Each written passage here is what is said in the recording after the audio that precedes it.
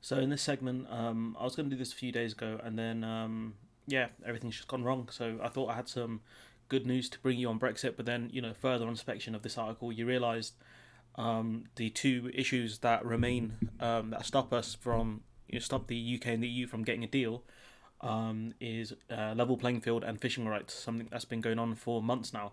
And so, Dominic Raab talking about how we're in the last leg of a trade deal. We've been on this leg for a long time now. This is the match that never ends, the penalty shootout that no one wins, uh, because everyone keeps missing. At least the UK keeps missing, anyways. Um, so here, he says he added that talks are now dependent on resolving a fairly narrow set of issues, including fishing rights. I don't think this article talks about a level playing field. Um, this one doesn't, but we know that's the other one, and we can dig through some other articles talking about that. The EU will not fall into a Brexit negotiating trap. The UK is told so. Senior Irish and French ministers have warned that the UK is not going. I mean, the EU is not going to fall into a Brexit negotiating trap being laid by the UK, as both sides entered into what the British Foreign Secretary Dominic Raab has called the last week or so of substantive substantive. I can't speak. There's a lot of S's in that one. Substantive talks, and so basically what they're saying is, the EU are saying that, look, just because the last week doesn't mean we're going to agree to what you're saying. I wonder if this article here talks about a level playing field. The answer is a big fat no. But there are other articles that talk about it, so we keep going. We'll talk about the fishing thing for now. So over a quarter of the UK's fishing quota is owned or controlled by just 5 families on the Sunday Times rich list. The group also has minority investments in companies and fishing vessel partnerships that hold a further 8% of the country's fishing quota. This means companies holding over a third, so 37% of the UK's fishing quota, are wholly or partly owned by a tiny handful of wealthy families. Over half, 13 of the UK's 25 largest quotas are linked to one of the biggest criminal overfishing scams ever to reach British courts. These 13 businesses have shareholders, directors, or vessels partners who are convicted in cases heard between 2011 and 2012 following the Operation Trawler police investigation into industrial scale landings of illegal fishing, illegally over quota fishing, or blackfish in Scotland. Those with the biggest hordes of quotas can make millions leasing their fishing quotas without casting a net. One company which holds over half, 55% of Northern Ireland's quota, recently disposed of its boat and earned £7 million a year from its quota while waiting for a new one. See Northern Ireland section below. And so what we can see from this is a lot of these, some of these quotas are just being farmed out to EU fishermen, being sold or leased um, to these other EU companies in exchange for cash money. And what happens is, without them doing anything, the EU boats come in and they fish the waters. They buy the lease. It's not it's not. I'm not blaming them for this. They're doing absolutely what's necessary, what they feel like for their business. The problem here is it's the UK families who have access to these quotas for whatever reason. So is it the British government selling these quotas to these families, and then these families selling them on to EU fishermen? Which is another issue here. And what we can see here is that these rich families just make money off selling quotas, and they're linked with overfishing and illegal activities. And so I tried to find out more information on how often fishing quotas have to be renewed. The only thing I could find is every what's it called, total allowable catches tax, or a fishing opportunities are catches limited, expressed in tons or numbers that are set for most commercial fish stocks. The commission prepares the proposal based on scientific advice on the stock status from advisory bodies such as ICES and STECF. Some multi-annual plans contain rules for setting of the tax.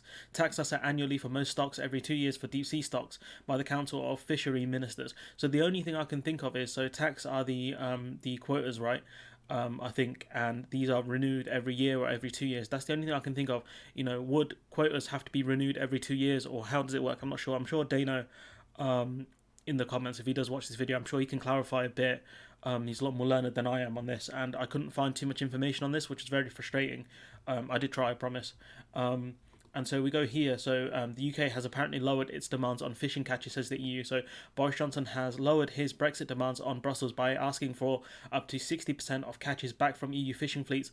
But the gap between the negotiators is remains wide. The EU want between 15 and 18% to be returned. So I think that means that maybe that's fish being processed in the UK. Again, I need to do a lot more reading on how fishing quotas work with the EU. This is something I'm not too learned on. Or interested in, but this is something I have to learn for the process of these Brexit negotiations. And so what I think here means that 60% of catches by EU fleets should be returned to the UK. So does that mean processed here or let go here? I don't know what this means, but the EU want that number to be 15 or 18%. On the level playing field provisions, that's something we mentioned a minute ago. Common ground is slowly being found, with the UK offering greater flexibility in recent days over a mechanism to ensure neither side can gain a competitive advantage by deregulation over time. We go to our next piece. The UK's fishing and processing industries employ 24,000 people and contribute £1.4 billion to the UK economy. According to the House of Commons Research Library, that is a mere 0.12% of GDP, involving under 0.1% of the UK's 33 million national workforce. So you can see that fishing, in terms of as a piece of the economy as a whole, is worth very little. The fact that the British government are sacrificing so much on this is very alarming and very sort of jingoistic, and sort of they're trying to play back into Britannia rules the waves. We do what we want. These are our waters. We're going to fish in them, and they're going to sacrifice the rest of the economy. Another issue is that the majority of the fish the UK imported, some 83% of cod in the UK, comes from abroad, alongside 58% of the haddock. The UK catches 5% of cod and 7% of haddock, while the UK fleet catches a lot of herring, 93% of which is exported mainly to Norway and the Netherlands. The Netherlands love their the herring, and we can see the fishing issue for Brexit is a red herring, and Brexit, the benefits of Brexit were also red herrings because, it's not going too well, is it? And if we actually look at this map here, what we can see is, let me zoom in a bit. So what we can see here is that, I don't know where the cut-off point for the UK one is. I had an article with it up. I must have closed it for some reason, but I think the UK territorial waters don't expand too far out from the border. So probably, if you follow my mouse, probably somewhere around these, halfway through that, and around here. And so the UK's fishing water isn't that big. So even if you increase, the catches of cod and haddock, say 20% each, right? Be generous. A lot of the cod comes from around these parts here. You've got Scandinavia, wherever the hell this area is up here. I'm not very good at geography, as you can tell. So the UK would still be reliant on a lot of imports of cod and haddock. You can see some up here in Greenland, and over here by the US as well. So what you can tell from this is the fact that we'd still be extremely reliant on EU imports of not EU exports of cod and haddock, because that's what people dominantly eat, unless we switch to eating herring, which might be a bit weird. I've never tried herring, but could always try something new. But so that's not great. So time running out as Brexit trade talks restart. So these are more recent articles here. This is from an hour ago. So you can see the UK and the EU are set to resume talks on post-Brexit trade deals, with time running out to achieve a deal. A senior UK government source said the prospect of a breakthrough were receding and accused Brussels of making new demands over Brexit over business rules. But a source denied this, with EU chief negotiator Barnier calling Friday an important day. So Friday is today. So we'll see what happens. I'll update you guys over the next few days if anything big does happen. If they do not, they will do business on World Trade Organization rules, meaning an introduction of tariffs, and also checks as well. Very fairly aggressive checks. The UK and EU teams meeting in London are urgently seeking compromises in key areas such as fishing rights and business competition rules, aka a level playing field. So literally one of the things that Dominic Raab mentioned, fishing, and the other one, a level playing field, which has been mentioned for months as well. So what we can gather from this article is that literally very little has changed over the last 6 or 7 months. Very, very little has changed. And so carrying on here, this is the same article, so I'll close that one. Prospect of EU UK Brexit deal talks receding. So this is another article here. One of these had some analysis. So To do business with each other from January, the EU and the UK, there will have to be some. There will have to be some shared rules. It's called a level playing field. If you want to use the jargon, you can also read about it in details if you want here. If you want, you can find this article or link it. But again, the two sides have clashed over who should be in charge of the rules, and particularly what happens if things go wrong. Later on Wednesday, there were signs a deal could be concluded, but another day of talks. Things take a turn for the worse. It is true that both sides want a deal. It's also true that both sides can see the shape of a possible deal. But whether there's so much at stake, taking it for granted that will happen is quite the assumption to make. Some very B-tier analysis from Laura Koonsberg. What we can see is that nervy EU states wary of Brexit concessions by Michel Barnier. I did see a tweet from, I think it was Laura Koonsberg, saying that France are trigger happy on the veto. So if fishing isn't closed, what I mean to say is, if a fishing rights agreement isn't done, then what that means is that France can veto any potential deal, because the French fishermen could blockade ports. And what we know about the French is when they protest, they do it loud, and they do it very, very aggressively as well. So Barnier will be told on Wednesday, so that means he's already been told, for the purposes of this video, that the EU capitals want full sight of any deal with the UK before it's agreed, amid concerns of the bloc's chief. The Brexit negotiator may concede too much ground in the final days of negotiations. So the member states have called on Barnier, who is in London, to address their representatives in Brussels in an early morning video conference to provide a full account of the latest developments. The senior EU diplomat said they had confidence in Barnier as a negotiator, but added there are some nervousness following a briefing on Friday where he told ambassadors of his flexibility over aspects of customs and border control. So Barnier is clearly trying to get a deal, but the thing is, Barnier is just the negotiator for the EU. So what that means is that he works for the EU, and so you can't get a deal that one EU nation does not want vetoed. It will get vetoed. So that's why Barnier is, he has a very difficult path ahead for himself. But he gets paid the big bucks and he's been given the big job, so we'll see what happens there. But what we can tell is some EU countries are very nervous about what's going on. There's the BT analysis from Koonsberg. What we can see is Brexit MPs to vote on internal market bill. So this is another problem for Brexit negotiations, purely because checks have to be done in UK mainland for goods to go to Ireland. And so what that means is there are checks in between, in the Sea of Ireland, I think it's called. And so goods going from GB to Northern Ireland have to be checked. And I think it's the same. It's not the same thing for other way around. But what we can tell from this is that the internal market bill, which basically means that trade, there will be no checks on goods moving specifically from GB to Northern Ireland. And what that means is that basically causes massive problems for the withdrawal agreement and also any future trade deal that will happen, because WTO rules state that you can't give a country favourable access. And by not having checks in the Irish Sea, so GB to Northern Ireland, hang in there, I know I'm getting very confusing. If there are no checks on goods moving from GB to Northern Ireland, those goods can then be kind of snuck in to Ireland, which is an EU country, by avoiding tariffs. And that's what the internal market bill basically allows inadvertently, and that's why the internal market bill is such an issue. That, and it goes against the withdrawal agreement as well. What we can see here, and another further problem is that regardless of a deal or no deal, the UK isn't ready. Brexit full controls on goods will not apply until July 2021.